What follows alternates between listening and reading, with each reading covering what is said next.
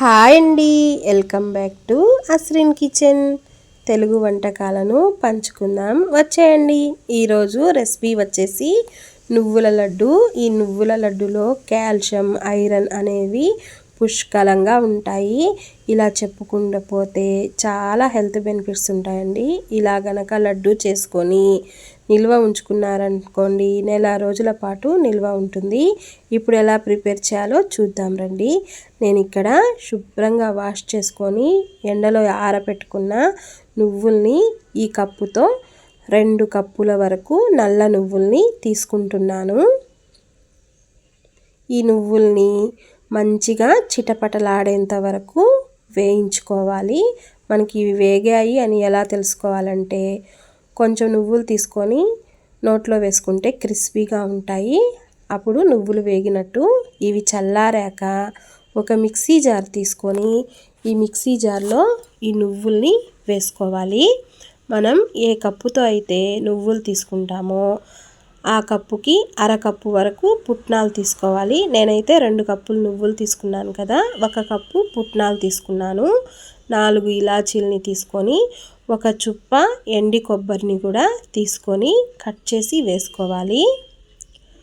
ఇలా వేసుకొని మెత్తగా మిక్సీ పట్టేసుకోవాలండి. ఇలా మిక్సీ పట్టుకున్న దాన్ని ఒక బౌల్లో వేసుకుందాము. నేను బెల్లాన్ని కూడా తురుముకొని ముందే ఉంచుకున్నాను.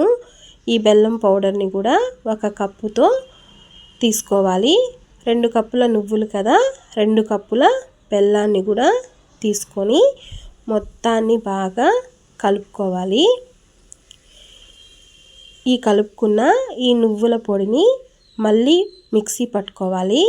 మనం ఇలా మిక్సీ పట్టుకుంటే మనకి లడ్డూలు తినేటప్పుడు బెల్లం అనేది అక్కడక్కడ గడ్డల్లాగా కనిపించకుండా చక్కగా కలిసిపోయి చాలా బాగుంటాయి. ఇలా వేసుకొని కొంచెం కొంచెం నేను మిక్సీ పట్టేసుకున్నాను. మొత్తాన్ని మిక్స్ చేసేసుకొని ఇప్పుడు లడ్డూలు చుట్టేసుకోవటమే. మీరు కావాలంటే నెయ్యి వేసుకోండి, నేను వేయట్లేదు.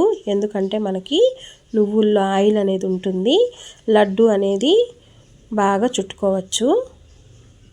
ఇలా లడ్డూలు చేసేసుకొని ఒక డబ్బాలో కనుక స్టోర్ చేసి పెట్టుకున్నారనుకోండి, నెల రోజుల పాటు నిల్వ ఉంటాయి. రోజు ఒకటి, పిల్లలైనా పెద్దలైనా, ఆడపిల్లలకైతే ఇంకా మంచిదండి ఇలా లడ్డు చేసి పెడితే. అంతేనండి, హెల్దీ అయిన నువ్వుల లడ్డు రెడీ. వీడియో నచ్చితే లైక్ చేయండి, ఫ్రెండ్స్ అండ్ ఫ్యామిలీ మెంబర్స్కి షేర్ చేయండి. మరిన్ని వీడియోల కోసం మన ఛానల్ని సబ్స్క్రైబ్ చేయండి. మీరు ట్రై చేసి మీ ఫీడ్బ్యాక్ అనేది కామెంట్ చేయండి. బాయ్ అండి.